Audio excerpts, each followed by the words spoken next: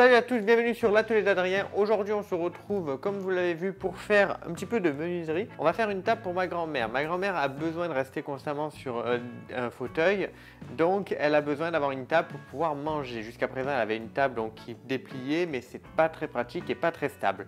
Donc on va lui faire une table qui va englober la totalité du fauteuil, que l'on pourra tout simplement glisser devant elle pour qu'elle puisse manger tranquillement. Pour ça on allait faire quelques courses et j'ai acheté plus que nécessaire. Là j'ai 2 mètres carrés de lambris, donc nous on va faire une table de 1 mètre sur 40, donc on n'en va pas avoir beaucoup. C'est ce que je vais utiliser pour faire le plateau. Voilà, j'ai pas voulu acheter une planche de bois simple, j'ai voulu faire quelque chose de sympathique et donc on va utiliser du lambris. J'ai aussi, hop, donc ce lambris m'a coûté 15 €, c'est du lambris de pin maritime.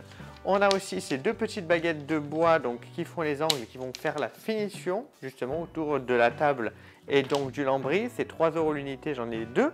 15 € de tasseau de bois, c'est du 24 par 38 mm et qui vont nous servir tout simplement à faire les pieds et la structure de la table. Voilà, on va aussi, enfin je vais essayer plutôt de faire un petit peu de gravure sur une des planches donc, de la table. Je vais voir si j'y arrive avec un pyrograveur, si j'arrive à faire quelque chose de sympa. C'est l'avantage d'avoir aussi des lattes à la place du plateau, c'est que si ça ne me plaît pas, que je ne l'aime pas, j'ai juste à remplacer la latte et comme ça on n'a pas à remplacer tout le plateau pour une pyrogravure ratée. Donc là vous avez le modèle 3D qui va s'afficher à votre écran de ce que je veux faire à peu près. Je suis très content de tenter cette expérience parce que la menuiserie est quelque chose qui m'intéresse de plus en plus. Je commence vraiment à m'intéresser à ça. Et j'ai très envie d'essayer de faire donc des systèmes d'assemblage un peu plus évolués que ce que l'on a pu faire jusqu'à présent sur la chaîne. C'est pour ça que je me suis équipé de ciseaux à bois et d'un maillet parce que j'ai l'intention de faire un système d'accroche avec des mortaises et des tenons. Donc pour faire l'angle, j'ai essayé sur un papier de réfléchir un petit peu à un système qui devrait tenir et qui devrait être stable. Donc on va essayer ça ensemble et j'espère que ça va rendre bien. Du coup je suis assez excité, alors c'est parti. On va commencer simple avec la découpe des tasseaux avant de s'attaquer donc directement aux mortaises et aux tenons.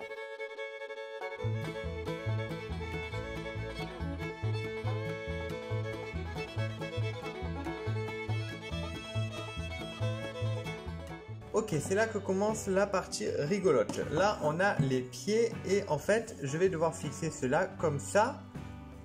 Mais je ne souhaite pas le mettre juste comme ça, mettre un peu de colle, mettre une vis et espérer que ça tienne bien.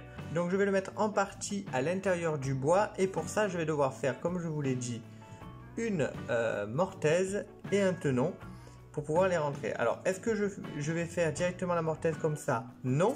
En fait, je vais faire une mortaise qui va être ouverte en surface et le bois va s'enquiller dedans parce que là aussi en fait il y aura un morceau de bois en moins et ça va s'enquiller. Et ensuite les deux vont être aussi creusés en fait au centre pour laisser celle-ci s'enquiller dessus. Donc c'est un petit peu compliqué comme ça, mais vous allez voir, on va essayer de faire ça. C'est la première fois que je vais faire des mortaises comme ça, c'est la première fois que je vais utiliser un ciseau à bois. Donc j'espère qu'on va bien s'en sortir.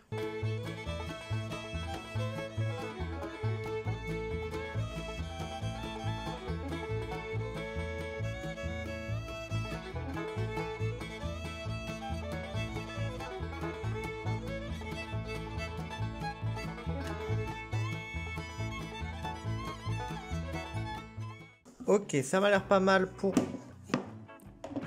la première jonction. Qui vont mettre donc les deux ensemble. Maintenant il faut que je puisse mettre l'autre, se mettre ici dans cet angle là. Donc vous voyez, c'est pas il n'est pas dans le même angle que les autres, il va être dans cet angle là. Donc il va juste falloir que je fasse une encoche ici et des encoches au bout pour ensuite pouvoir le glisser à l'intérieur.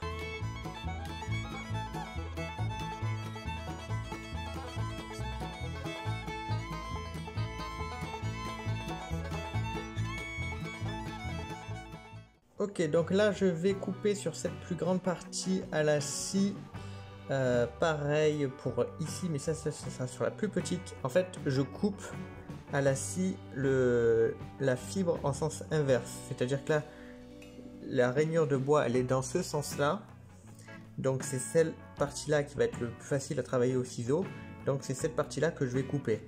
Et inversement ici, c'est dans ce sens-là. Donc je coupe cette partie-là. Et c'est cette partie-là que je vais utiliser le ciseau à bois.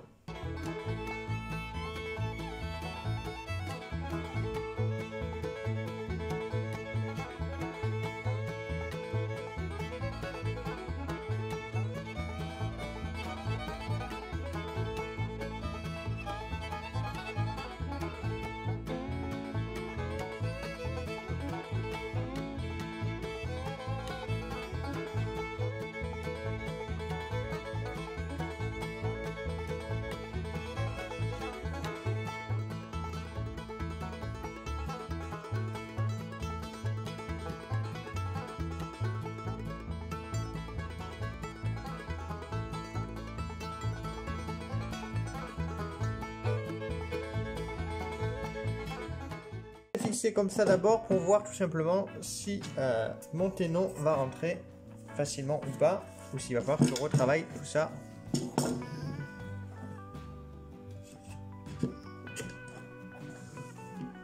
Et voilà. Je vais devoir reproduire ça dans les 4 angles, mais avant de le faire, puisque je vais faire ça hors caméra, ça sera plus rapide, je vais vous montrer une autre type de tenon et de mortaise que je dois faire un peu plus bas. Donc c'est sur celle qu'on a fait, hein. Donc si on se loupe, ben, on va recommencer ça. On va devoir mettre un pied, aussi un support au niveau des pieds, donc en bas. Donc il va falloir que je rentre ceci à l'intérieur. Pour faire, je vais devoir faire un tenon au milieu, donc un carré au milieu. Donc je vais devoir retirer de la matière sur les 4 angles. Ici, pour faire un trou, je vais faire le marquage. Ensuite, je vais percer. Et ça va être tout au ciseau en bois qu'on va devoir récupérer les 4 angles et creuser donc l'intérieur pour pouvoir ensuite faire entrer le tenon dans la mortaise.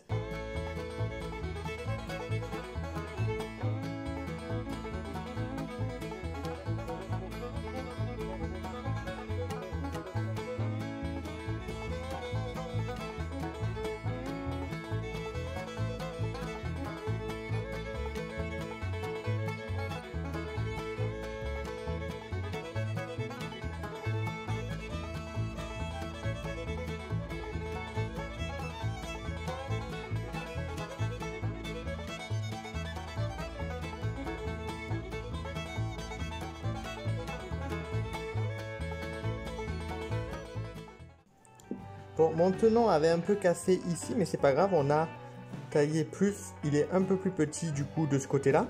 Mais c'est pas gênant puisque la marque que l'on va faire dans notre bois de mortaise sera fait avec notre tenon. Donc c'est pas très grave si au début on l'a fait un peu trop petit, puisqu'on n'a pas encore fait le trou pour.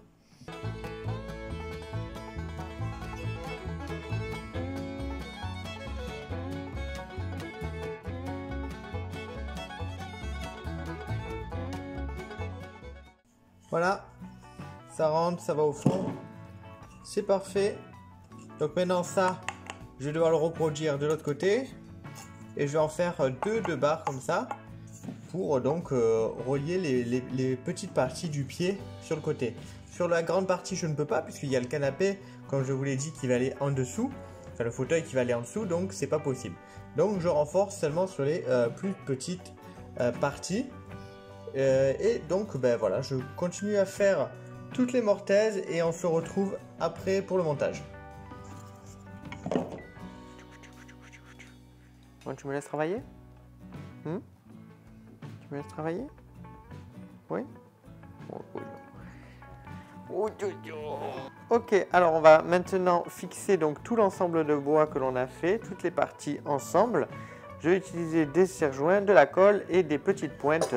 Les pointes, c'est surtout pour dire que j'ai mis des pointes, quoi, hein. Elles ne vont pas tenir grand-chose, mais elles vont aider tout simplement à bien fixer quand même le bois, l'écraser pour que la colle se prenne bien comme il faut.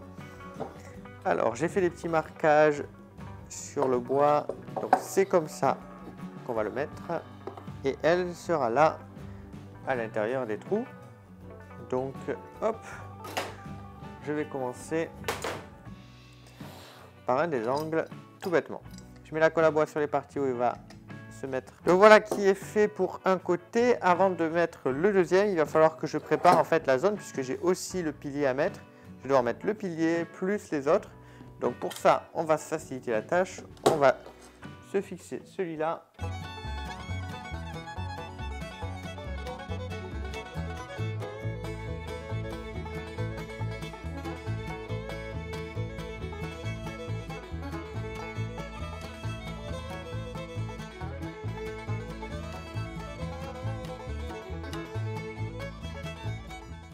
Voilà, pour tenir ça le plus serré possible. J'ai pas de serre-joint qui fait cette taille malheureusement.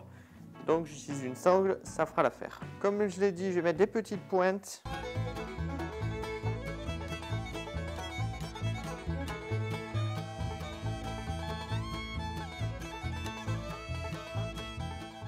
Je vais également mettre une pointe à l'intérieur que je vais utiliser donc un gros clou pour m'aider tout simplement à enfoncer la pointe comme il faut au fond.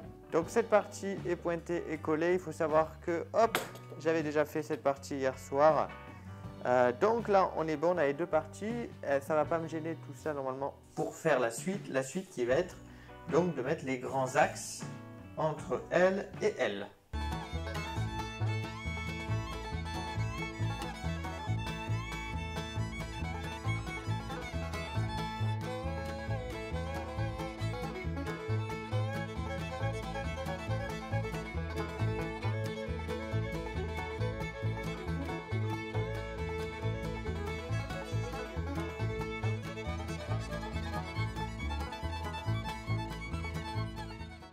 Voilà pour le plateau complet. Pour l'instant, vous voyez, il est un peu bancal. Normalement, le fait de mettre du lambris là, qui va fixer celle-là à celle-là à celle-là, ça devrait consolider tout ça. Si jamais ça ne le fait pas, à ce moment-là, je verrai de faire des équerres de bois que je mettrai dans les angles pour solidariser un peu plus tout ça. Le problème est, comme je vous l'ai dit, c'est que ça va sous un gros canapé.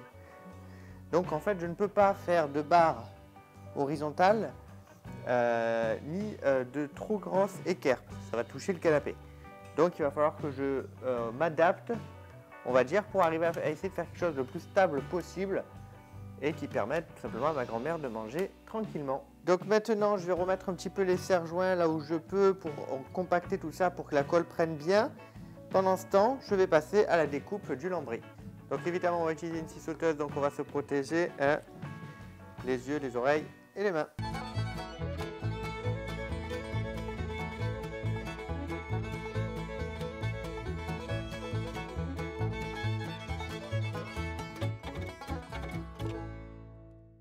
Voilà, mes 10 planches sont faites, donc on pourrait les fixer tout de suite si on voulait, mais là je vais les laisser la colle bien prendre et bien sécher, et pendant ce temps, je vais m'occuper de faire de la pyrogravure sur une des plaques. Voilà, j'ai l'intention de faire une vierge avec le Christ dans ses bras pour ma grand-mère, parce qu'elle est très croyante, et voilà, j'ai envie de lui faire ce petit dessin dessus, sa table. Donc je vais voir de faire ça, et puis bon, bah, si ça ne me convient pas, j'aurai juste à recouper une planche à la place. Donc j'ai déjà imprimé un dessin, je vais le calquer, le reporter et on va faire la pyrogravure.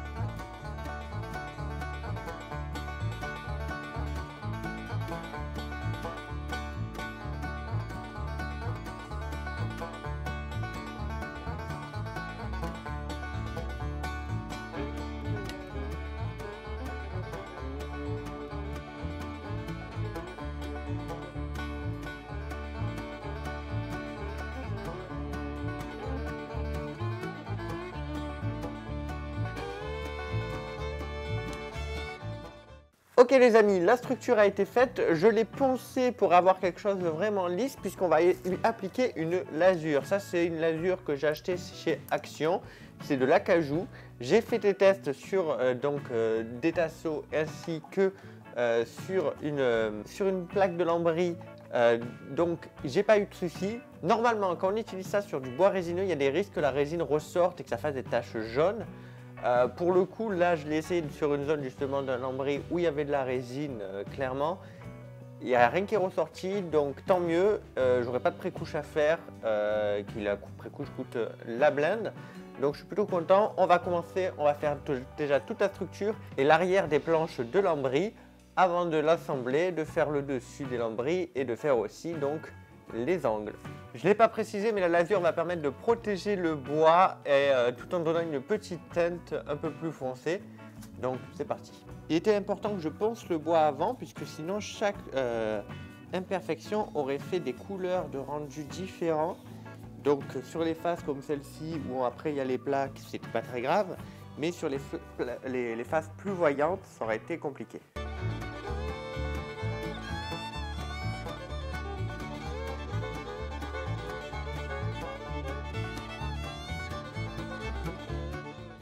Ok, tout ça a séché, j'ai fait les petites équerres, il me restera ce côté-là à mettre un petit peu de lasure. Là, ils sont en train de sécher et je les fixerai ensuite. Voilà, j'en ai fait 4 petits pour les installer ici pour rendre ça un peu plus stable. En attendant, là c'est assez sec pour être manipulé, donc je vais en profiter pour fixer donc tout le plateau au-dessus. Donc sur une des plaines, j'ai fait un autre dessin que vous n'avez pas vu au montage, j'ai fait ça hors vidéo. Donc tout simplement le Christ que je vais rajouter à droite de la table. Je vais mettre les pointes sur les extrémités puisque de toute façon ensuite on va voir l'angle qui va se poser, donc on ne verra pas les pointes.